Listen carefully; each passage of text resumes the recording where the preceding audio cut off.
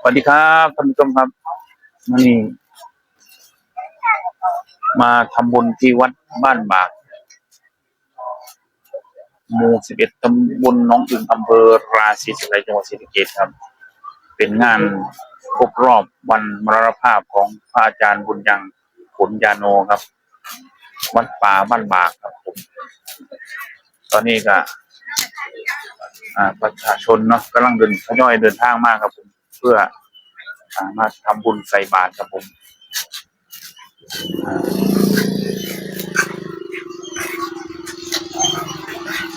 นี่ครับตรงนี้คือพระเจดีย์ครับที่บรรจุอัฐิของพระอาจารย์บุญยังปุญญาโนครับผม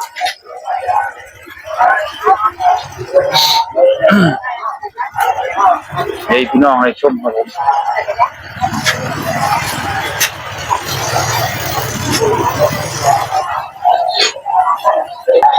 เดี๋ยวสิพาพี่น้องย่างชมบรรยากาศ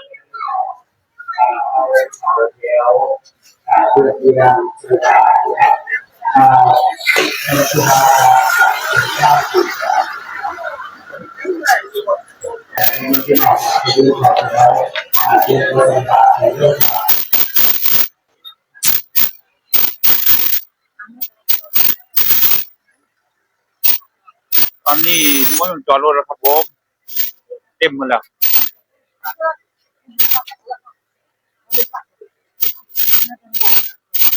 ไปมาเต็ม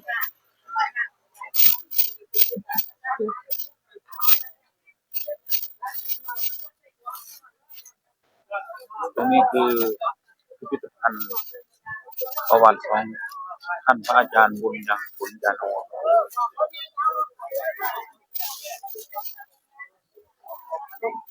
คน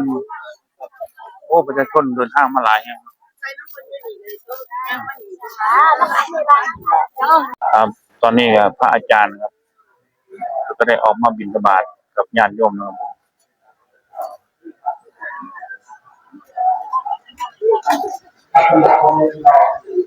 วันนี้พระพี่น้องมาทำบุญครับวัดป่าบ้านบากตำบลหนองอึ่งอำเภอราศีสไลยจังหวัดศรีสะเกษครับงานครบรอบมรณภาพพระอาจารย์บุญยังปุญญาโนนี่ครับเป็นเจดีย์ที่บรรจุอัฐิของพระอาจารย์บุญยังครับสายวัดป่าสายพระอาจารย์มั่น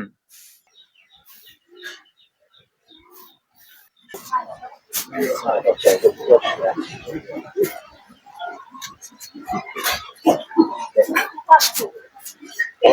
มาตะกุดโตเกียวกับผม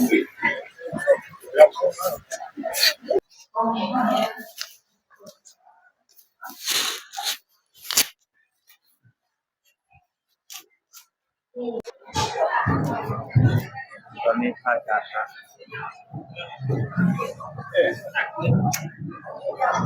นี่คือในทางในวัดจะมีโรงทานหลายโรงครับผมประชาชนเดินทางมาทำบุญเนาะมีทั้งก๋วยเตี๋ยวมีทั้งข้าวต้มข้าวนมครับผมหลากหลายครับเด็ดมีโรงทานก๋วยเตี๋ยวมีโรงทานคณะญาติธรรมโอ้สวยงามครับโรงทานวัด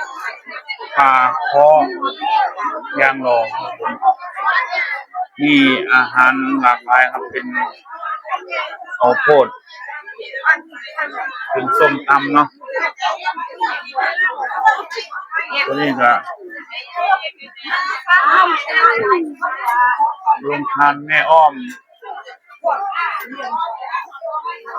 ตัวนี้โรงทาน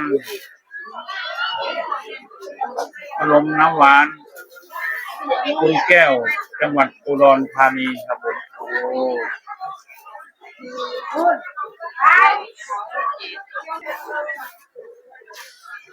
โรงทานร้านค้าก็มีการเกษตรครับ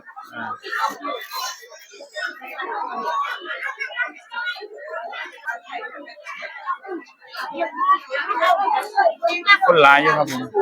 ประชาชนเดินทางมาร่วมทำบุญเนาะงานพระอาจารย์บุญยังเยอะจริงๆครับ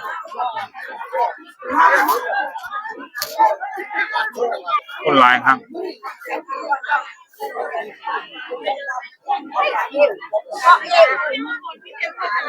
อันนี้เป็นกองอำนวยการครับผมกองอำนวยการเลยจะมาร่วมทำบุญบริจาคกับมาลงนามที่นี่ครับผมนี่ครับอนุโมทนานำเด้อร่วมทำบุญครับผม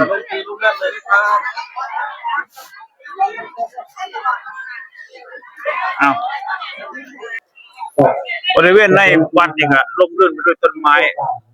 นานาพันธุ์ครับผมต้นไม้น้อยต้นใหญ่ครับบรรยากาศร่มรื่นเมื่อนี้อากาศดีครับผมอากาศดีไงครับประชาชนก็หลั่งไหลมาร่วมทำบุญหลายครั้งครับผมซึ่งทางวัดก็จะจัดทุกปีครับผมจัดงานทุกปีครับซึ่งวันนี้ก็ตรงกับวันที่8 มีนาคม 2568 ครับเป็นวันครบรอบวันมรณภาพพระอาจารย์บุญยังปุญญาโนครับซึ่งเป็นพระนักปฏิบัติธรรม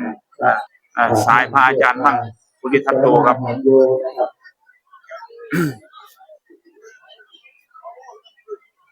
เป็นข้างเขาตัวนี้เป็นด้านหลังครับผมเป็นข้างเขาอีกข้างหนึ่งครับ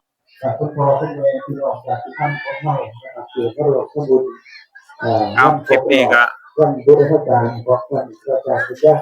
เท่านี้ครับผมขอสวัสดีครับ